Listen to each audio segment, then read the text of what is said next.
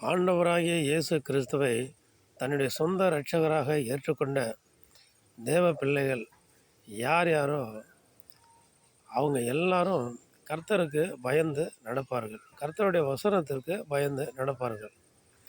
அவங்க யார் இடத்துலையும் என்ன பண்ண மாட்டாங்க, வாக்குவாதம் பண்ண மாட்டாங்க, சண்டையிட மாட்டாங்க. அப்படியே யாராகிலும் அவங்கள சண்டையிட்டாலும், திட்டினாலும், கோபமூட்டினாலும், கோபப்படுத்தினாலும் அவர்கள் சாந்த குணத்தோடு காணப்படுவார்கள். எதிர்பேச்சு பேச மாட்டார்கள், சண்டை போட மாட்டார்கள்.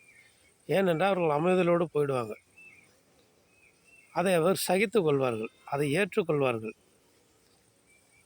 ஏசப்பா அப்படி தான் கற்றுக் கொடுத்துருக்கிறாரு கர்த்தருடைய பிள்ளைகளுக்கு. பரிசுத்த வேதாகமத்தை, கர்த்தருடைய வசனங்களை படித்த தியானித்த யாராக இருந்தாலும் சற்றென்று கோபப்பட மாட்டார்கள், சாந்தத்தோடு இருப்பார்கள், அமைதியோடு இருப்பார்கள்.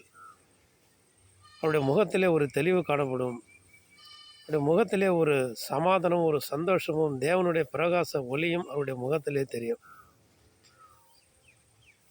பாருங்க, நீதிமொழிகள் 10ஆம் அதிகாரத்தில் 12வது வசனம் என்ன சொல்லுதுன்னா, பகை விரோதங்களை எழுப்பும், அன்பு சகல பாவங்களையும் மூடும். யாராச்சும் நம்ம பகைச்சோம்னா அது விரோதங்களை என்ன பண்ணும், அதிகமாக எழுப்பும். நம்ம யாரையும் பகைக்கக்கூடாது. அதுக்கு தான் ஏசப்பா சொல்லியிருக்காங்க, நீ யாருக்கிட்டையும் பகையாக இருக்காத, யார்கிட்டையும் வாக்குவாதம் பண்ணாத, சண்டையிடாத. முன்னமே என்ன பண்ண, யாராவது அப்படி உன் மேலே கோவப்பட்டு ஒரு கணத்தில் ஒன்று அரைஞ்சா மறு கணத்தையும் நீ கொடுத்துரு. அதுதான் நல்லது. தாழ்மையோடு வா.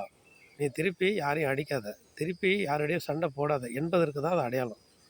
அப்போ ஒருவர் நம்மளை அடித்தாலும் நம்ம அதை ஏற்றுக்கொண்டு வருகிற பொழுது அங்கே வாக்குவாதத்துக்கோ பகைக்கோ வேலை இல்லை. இப்போ அவங்க ஒருத்தர் சண்டையிடும் போதோ, நம்மளை திட்டும் போதோ, அடிக்கும் போதோ, நம்ம எதிர்த்து பேசும்போது அது பகை உருவாகிறது. அந்த பகை என்ன பண்ணும், அநேக எதிர்ப்புகளை அங்கே உருவாக்கும். அந்த எதிர்ப்புகள் நாளடைவில் பெரிய பிரச்சனையாகி நமக்கு மன உளைச்சல் கொடுத்துரும். ஒரு சமாதானம் இருக்காது, சந்தோஷம் இருக்காது, நிம்மதி இழந்து போயிடுவோம். அப்போ கர்த்தருடைய பிரசன்னம் நம்மளிடத்துல இருக்காது, அது அகன்று போயிடும். ஆனபடினாலே பகை விரோதங்களை எழுப்பும், அன்பு சகல பாவங்களை மூடும் என்று சொல்லுகிற வசனத்தின் பிரகாரம் நாம் அன்பாக காணப்படுவோம், பிற இடத்திலே அன்பு கூறுவோம், அன்பாக நடந்து கொள்வோம், தாழ்மையாக நடந்து கொள்வோம். விரோதங்களை நம்ம எழுப்ப வேணும். அன்பு சகல பாவங்களையும் மூடிவிடும். ஆமேன். அல்லேலூயா.